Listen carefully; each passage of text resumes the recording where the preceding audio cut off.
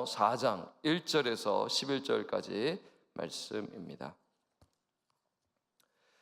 갈라디아서 4장 1절에서 11절까지 말씀입니다. 여러분, 갈라디아서 4장 1절에서부터 11절 말씀 교독하겠습니다.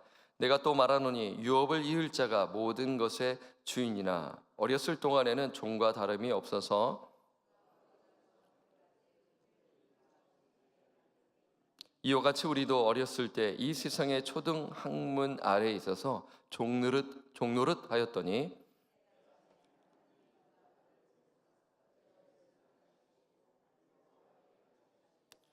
율법 아래 있는 자들을 속량하시고 우리로 아들의 명분을 얻게 하려 하심이라.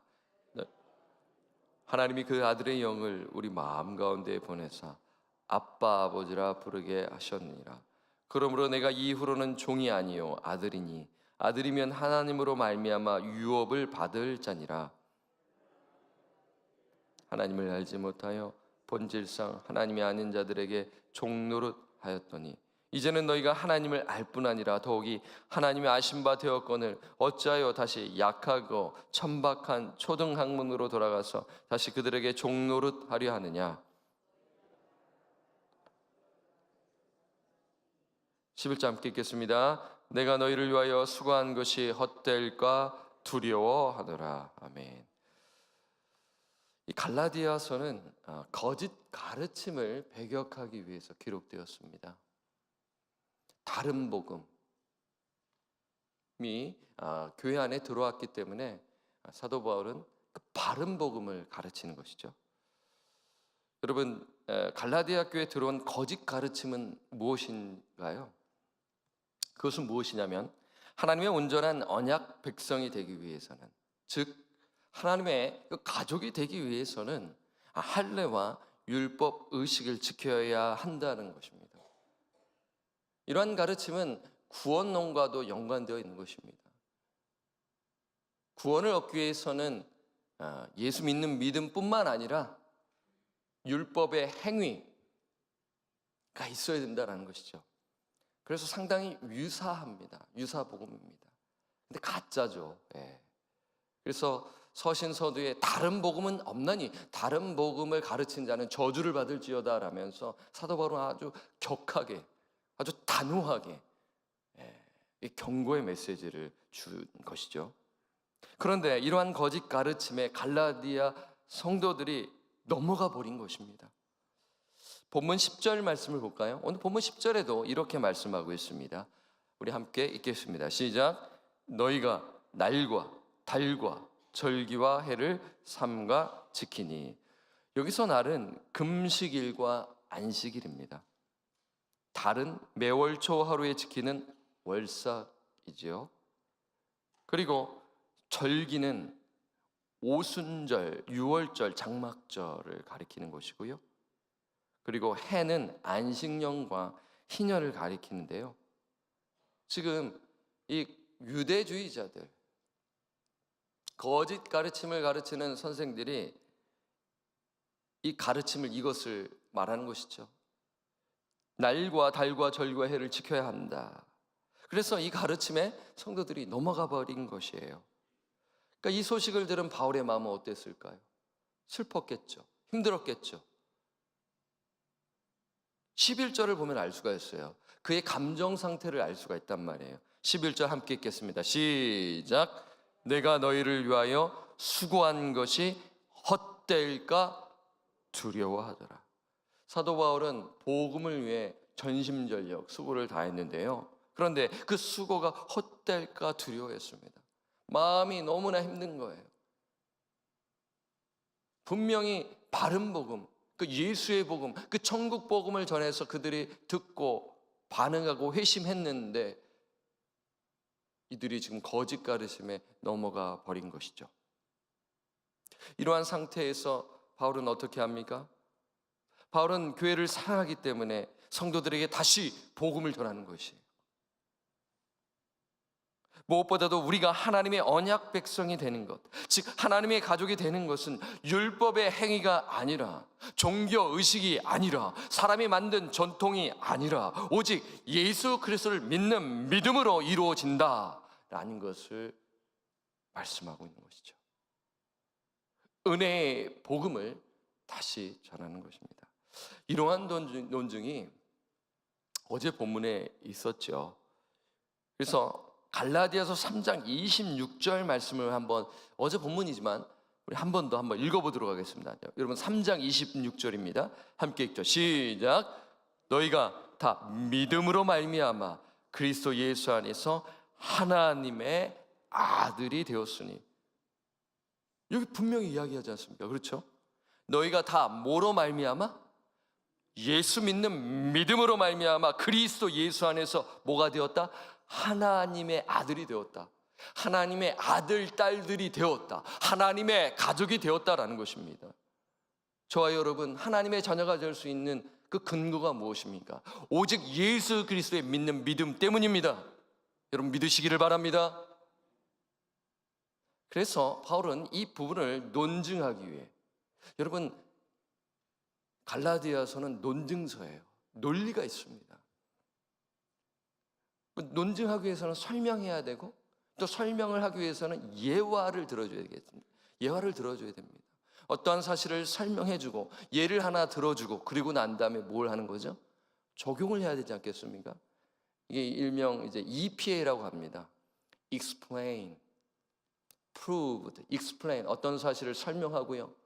Proved, 증명해야 돼요. 증명하려면 예화를 하나 들려주는 거죠. 그리고 EPA, A는 apply, application, 적용하는 거죠. 그러니까 적용은 이제 갈라디아서 5장과 6장에 성령을 따라 행하라. 성령의 열매가 나오면서 성령을 따라 행할 때 성령의 역사로 말미암아 성령의 열매를 거두게 될 것이다라는 내용이 이제 우리가 계속해서 보게 될 텐데요. 그러니까 여기 이 부분에서는, 오늘 본문에서는 이제 하나님의 가족이 될 수 있는 것은 오직 믿음 때문이다. 이것을 설명하기 위해서 이미 이제 어제 본문에서 말씀했고요. 오늘 본문에서는 예화를 하나 들려주는 것입니다. 자, 어떤 예화입니까? 1절과 2절, 본 말씀 1절과 2절을 함께 읽겠습니다. 시작. 내가 또 말하노니 유업을 이을 자가 모든 것의 주인이라. 어렸을 동안에는 종과 다름이 없어서 그 아버지가 정한 때까지 후견인과 청지기 아래에 있나니. 지금 바울이 좀 예화를 하나 소개하고 있어요. 어떤 예화입니까? 유업을 이을 자입니다. 여기서 유업을 이을 자는 누구입니까? 아들이죠, 아들. 그렇죠? 아버지의 유산이 아들에게 상속되기로 약속되었기 때문에 아들은 모든 것의 주인입니다. 그 내용이 나와 있죠? 지금 1절에요. 하지만 아들은 성인이 되고 난 후 아버지로부터 유업을 받습니다. 어렸을 때 받는 게 아니에요. 그러니까 다르게 표현하면 아들의 신분은 성인이 되기 전까지 뭐와 다름이 없다? 여기 보니까 1절에 보니까 어렸을 동안에는 뭐가 다름이 없어서 종이다라는 거예요. 종. 당시 로마법에 따르면, 그러니까 바울은 당시 로마법을 잘 알고 있었기 때문에, 이 갈라디아 지방은 로마의 지배를 받고 있었기 때문에 로마법을 예로 든 것입니다. 당시 로마법에 따르면 자식이 성인이 되는 연령은 아버지가 정합니다. 우리는 지금 미국에 살고 있잖아요. 법적 연령은 법에 의해서 지금 성인이 정해져 있는데, 로마법, 당시 로마법은 아버지가 정하는 거예요. 그리고 아버지가 정한 때 아버지는 아들에게 성인 예복, 일명 토가라고 합니다. 이 토가를 입혀서 성년식을 거행하죠. 그때 아버지는 아들을 자신의 상속자로 공식적으로 인정하는 것입니다. 그러니까 아들이 성인이 되기 전까지 누구 아래에서 통제를 받나요? 2절에 보니까 누구라고 나와 있어요. 그 아버지가 정한 때까지 누구죠? 후견인과 청지기 아래에 있다라는 것이죠. 자, 이거는 예화입니다. 이처럼 우리 역시, 그러니까 당시 갈라디아 성도들 역시 영적으로 세상의 초등학문 아래에 있어서 종노릇했다라고 말씀하고 있는 것. 이건 예화입니다. 이걸 이제 영적으로 풀어내는 것이죠. 자, 3절에 나와 있습니다. 3절 말씀 함께 읽겠습니다. 시작. 이와 같이 우리도 어렸을 때 이 세상의 초등학문 아래에 있어서 종노릇 하였더니, 그렇죠?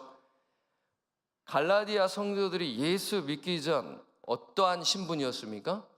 죄의 종이었습니다. 우리도 마찬가지죠. 예수 믿기 전에는 죄의 종이었습니다. 예수님께서 말씀하셨습니다. 죄를 짓는 자마다 다 죄의 종이라고 하시지 않았습니까?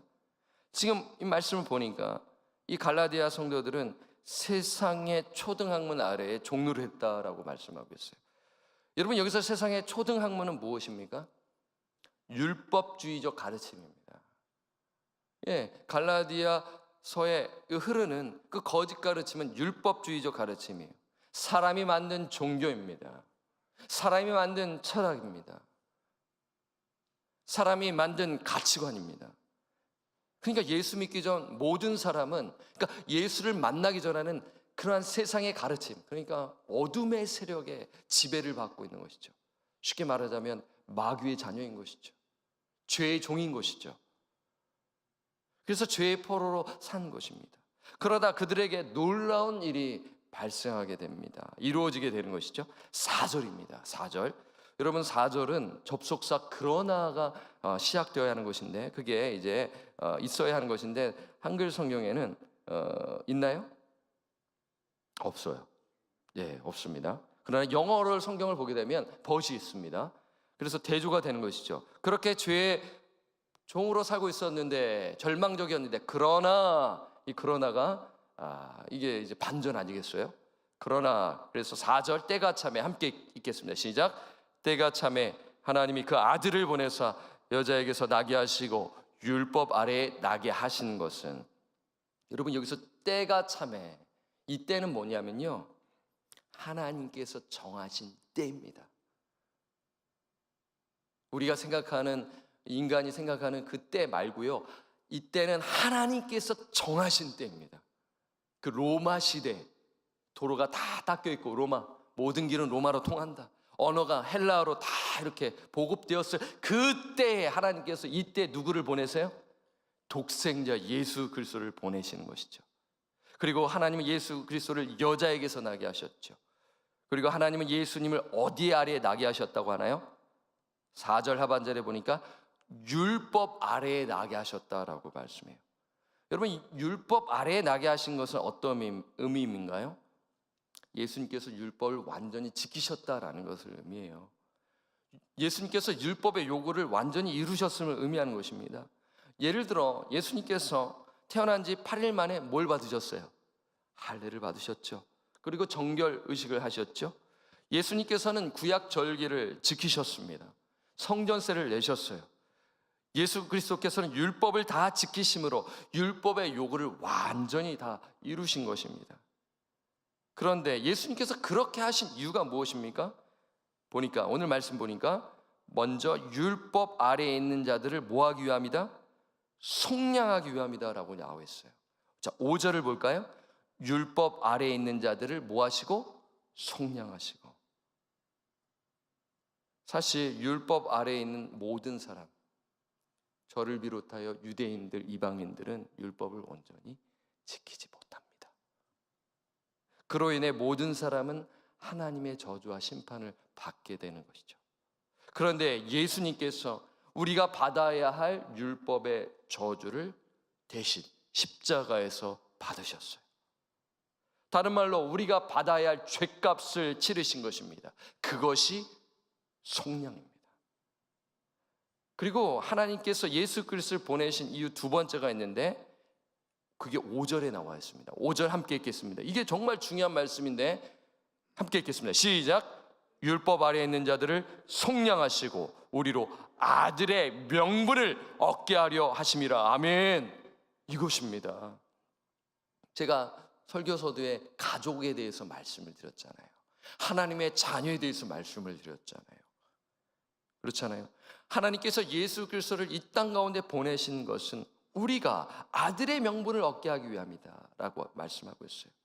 여기서 아들의 명분은 아들 자격을 부여하는 것입니다. 하나님의 아들, 딸이 되는 자격을 부여하는 것인데요. 그런데 하나님의 자녀가 되는 것은 우리의 공로와 우리의 노력과 종교 의식으로 되는 것이 아닙니다. 율법의 행위로 되는 것이 아닙니다. 우리가 하나님의 자녀가 될 수 있는 것은 오직 예수 그리스도를 믿음으로 말미암아 부여받게 된다라는 것을 말씀하고 있는 것이죠. 이것이 오늘 설교의 핵심이죠. 이 사도 바울이 전하는 핵심 메시지입니다. 그런데 그것을 우리가 어떻게 할 수 있나요? 6절을 보면 알 수가 있어요. 6절을 보면 알 수가 있습니다. 함께 읽겠습니다. 시작. 너희가 아들임으로 하나님이 그 아들의 영을 우리 마음 가운데 보내사 아빠 아버지라 부르게 하셨느니라. 아멘. 여러분 보세요. 우리가 하나님의 자녀인 것을 알 수 있는 것은 성령님 때문입니다. 성부 하나님께서 그 아들의 영을 우리 마음에 보내주셨어요. 복음을 듣고 성령의 역사로 말미암아 성령이 내주하여 중생을 경험하게 되죠. 그렇죠? 그러면 성령을 받은 우리는 하나님을 어떻게 부릅니까? 하나님 아버지, 하나님 아버지, 아빠 아버지라고 부르는 것입니다. 그렇죠? 어제 제 아들이 아빠, 토요일에 결혼식이 있는데 아빠 양복 좀 입으면 안 되겠어요? 그래 입어. 그냥 거침없이 그냥 눈치 안 보고 어떡해요? 아빠, 필요한 거 기분이 좋더라고요. 근데 제 아들이 저보다 덩치가 커져서 양복이 안 맞습니다. 팔이 쑥 나와가지고